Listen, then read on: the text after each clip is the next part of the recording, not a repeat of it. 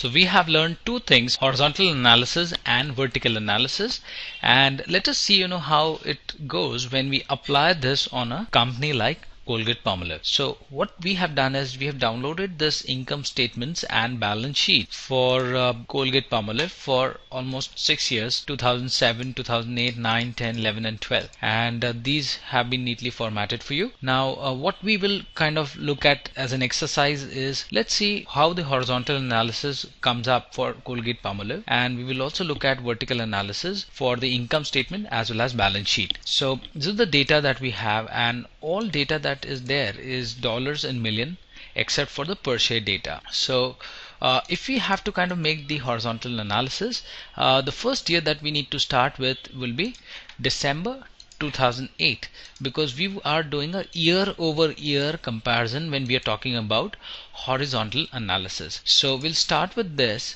There'll be no horizontal analysis numbers for 2007 because we have not populated 2006 data.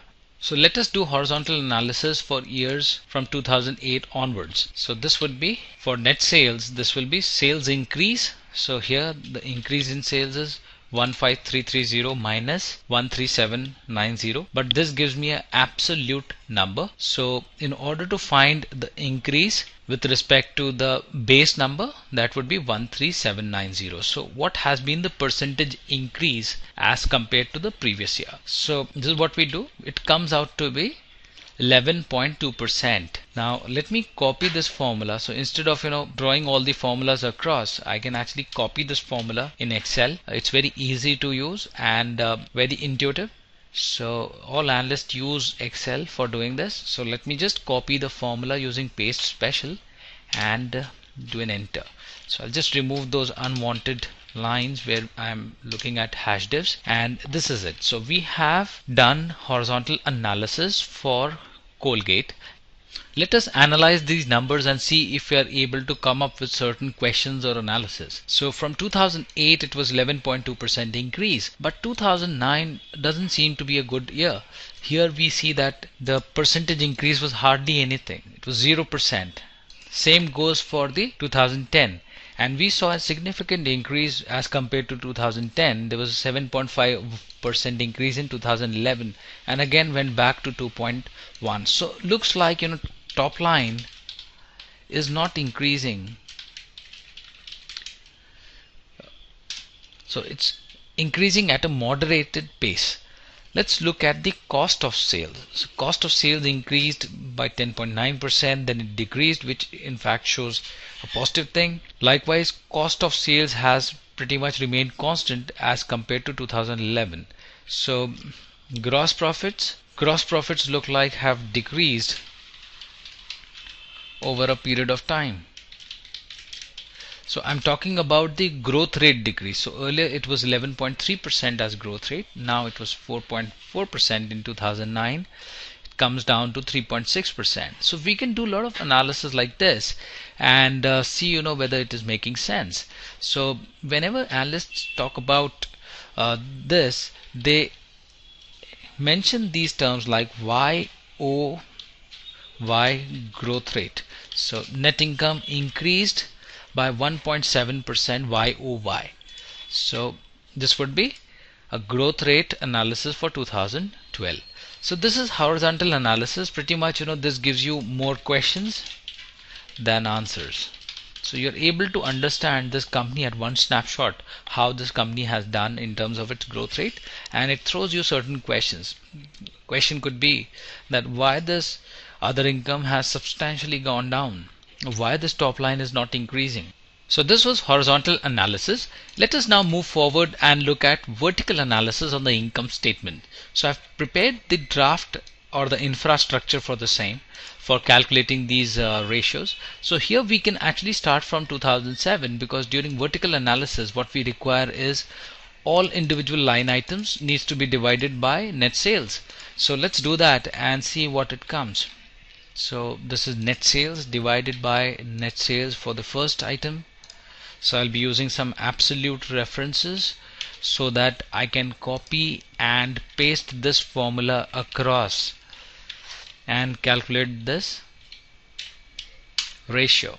So what do we have is in front of us, we have actually done the vertical analysis, and each line item has been divided by sales. So here, for example, cost of sales for 2007 6043 has been divided by 13790, and this comes out to be 43.8%.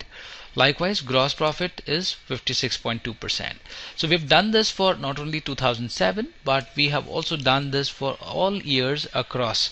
So what vertical analysis helps us is that it helps us in identifying trends, especially on the margin side. Say for example, gross margins. Gross profit divided by sales is known as gross margins. So gross margins were 56.2%, and they have increased over a period of time to 58.1%. So there has been an increase in gross margins. Likewise, let's look at cost of sales. Cost of sales actually have decreased 43.8% in 2007, and now they have moved to 41.9%. There can be further analysis that you can look at. Say for example, net income.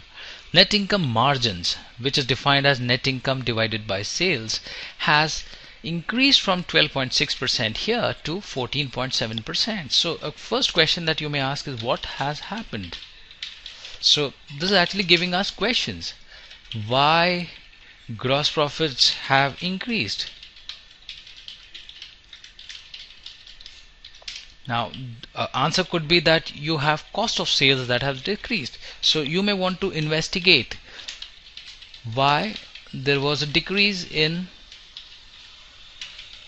cost of sales. Maybe the raw material cost was cheaper this time, or you may have done some process related changes which has led to cost efficiencies. So you need to kind of identify those. Likewise, selling general and administrative costs have decreased. So here again the question would be why. So while we are looking at vertical analysis, we see that there are more questions that we have, but it provides us with a roadmap of analysis. So we know that observe cost of sales, observe SG&A expense, look at net income margins and see what has happened there. So where do we investigate this? We actually look at the annual report for answers. So management may have spoken about cost of sales over a period of time, or maybe management may have given some intuitive examples of why this net income may have increased. So all those things or answers are actually found in the management's discussion. MD&A is called as management discussion and analysis. So very important to read annual reports accompanied with this kind of analysis.